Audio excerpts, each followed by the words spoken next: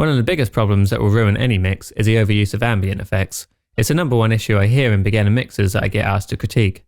As this issue is so prevalent for newer mixing engineers, I want to break down why it causes so many mixing related issues and how you can avoid this common beginner mistake so that you never end up with a washed out sounding mix ever again. So let me show you how. But before we start, if you want to get your mixes to sound like pro songs, I highly recommend checking out Sage Audio's Mixing and Mastering membership. As a member, I have to say the experience is incredible. Just for signing up, you'll receive 10 pre-mastered songs per month with your own dedicated mastering engineer, unlimited mixing feedback, and access to their flagship mixing and mastering education program called the Sage Audio Engineer, but more on that at the end of the video. Ambient effects like reverb can be tricky to get right, especially when you're first starting out. They always sound great in solo, right?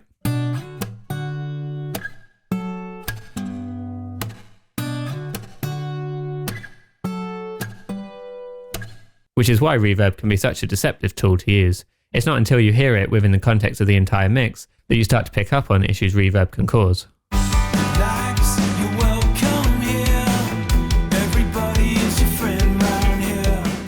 As reverb tends to set things further into the background of a mix, you need to be careful when and where you choose to use this effect.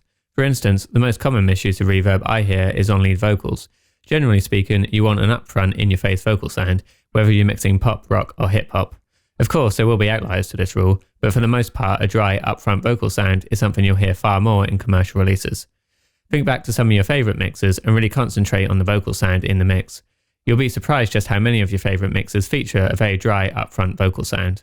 The reason for this is because adding a lot of reverb to a lead vocal pushes this track further into the background of a mix, making it harder to hear and decreasing the overall clarity of the mix. As vocals are often the focal point of the mix, pushing this key element further towards the background can create a strange disconnect for the listener, especially if it's done unintentionally. So what's the solution to this? Well, one solution to this problem is to use a delay effect instead of reverb. More often than not, delays will sound a lot cleaner and more controlled, especially on vocals in a dense mix. Just take a listen to this comparison to hear what I mean.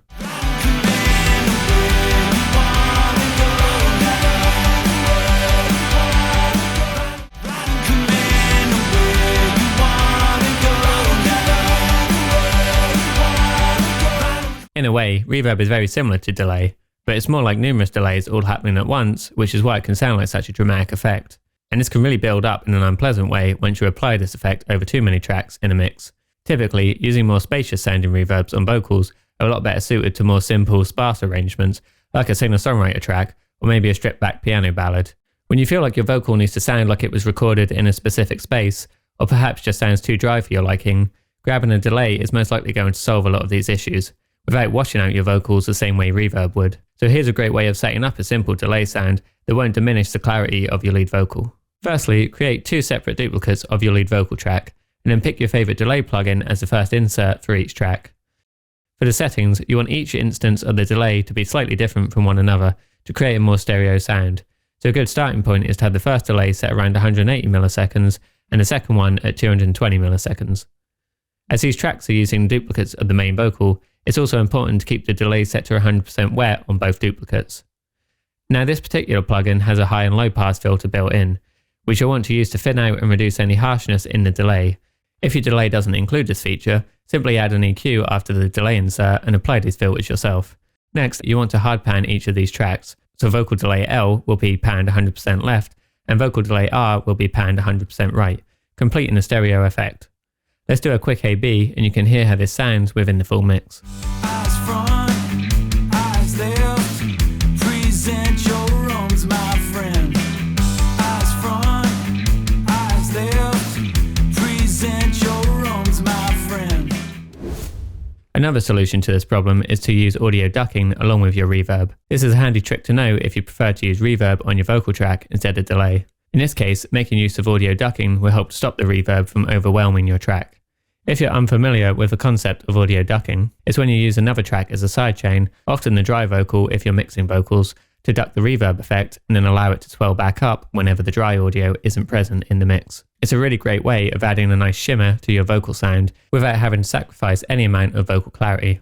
To set this up, once again duplicate the lead vocal track and then insert your favourite reverb plugin onto this track, making sure to keep the mix knob set to 100% wet. You can also take the time to EQ the reverb here, as you'll often want to remove a decent amount of low end so that it doesn't cloud up the mix once the reverb swells back in. Next, add in a compressor after the reverb plugin, and send a dry vocal signal to your newly created vocal swell track. Some compressors will give you an audition option so that you can check to make sure the compressor is receiving and reacting to the correct incoming signal. Present your arms, my friend. Now you've made sure you're sending the correct track to your compressor, start to bring the threshold down so that the reverb isn't obscuring the dry vocal sound. And once there's a pause in the dry vocal, you'll hear the reverb start to swell back up to fill in this gap. Mark time, still standing, but you're now in line. Now let's listen to a quick A/B of the vocals with and without this sidechain compression trick on the reverb. And you can hear just how much this helps the vocal track cut through in the full mix. Eyes front, eyes left, present your arms, my friend. Eyes front, eyes left, present your arms, my friend.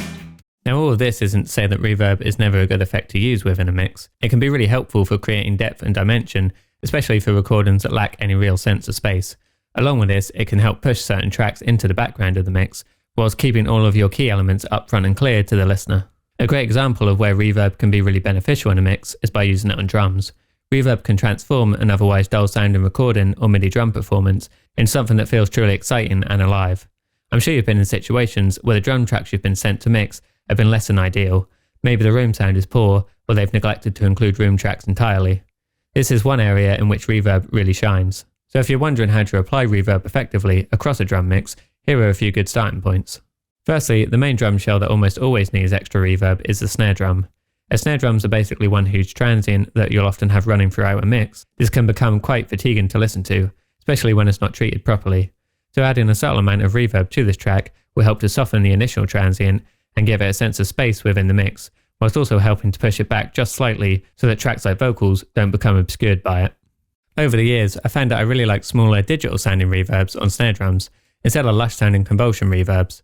The one I'm using here is a pretty simple algorithmic reverb that really seems to nail the snare drum sound every time I use it. I wouldn't even say it sounds particularly nice and solo, but once you apply this to the snare drum, it really fits in nicely within the context of the entire mix.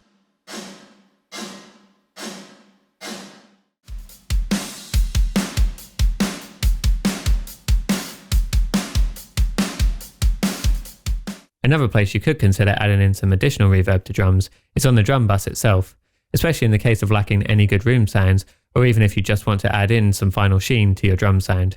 Adding a very subtle amount of reverb to the drum bus can work nicely.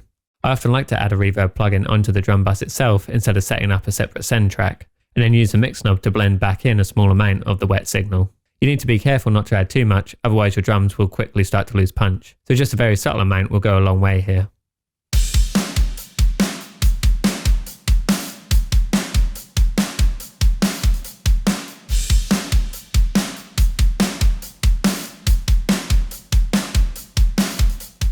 Background parts can be another great place to add reverb to. Something like a vocal double or harmonized vocal track can be really transformed by applying different types of reverb to fit the mood of your song. One way I like to do this is to keep a lead vocal pretty dry and up front, and if you have something that's more like a shouted double of that same part, you can get creative with adding delays and reverbs to wash this track out more. And this helps to create a nice contrast to the dry lead vocal sound. You can choose to pan this vocal off to one side or keep it centered with the lead vocal, depending on the sound you have in mind for your mix. For my mix, I've chosen to pan this doubled part more towards the left, whilst keeping it lower in the mix so that it blends nicely with the lead vocal, but doesn't detract at all from my dry vocal sound. And in the morning if the feeling don't hit. And in the morning if the feeling don't hit. As I mentioned earlier, if you want to get your mixer to sound like pro songs, I highly recommend checking out Sage Audio's Mixing and Mastering membership. As a member, I have to say the experience is incredible. Just for signing up, you receive 10 pre-mastered songs per month with your own dedicated mastering engineer, unlimited mixing feedback, and access to their flagship mixing and mastering education program called the Sage Audio Engineer, which includes start-to-finish session walkthroughs and 35 multi-track sessions for mixing practice, so you can learn how to create your own pro mixes and masters. Additionally, the membership offers you unlimited mixing feedback from Sage Audio engineers and community members before having your mixes mastered. This is highly valuable, giving you access to a thriving community of producers and engineers who can provide you with feedback about what could be improved first before your mix is professionally mastered. Also, being able to hear how a professional masters your mix first is a great way of improving your own skills, so getting 10 free mastered songs per month is really going to pay for itself. So if this sounds like something you'd benefit from, and I'm sure you would, use the link in the description to get a 70% discount on the membership, which brings the total cost down to just $15 per month.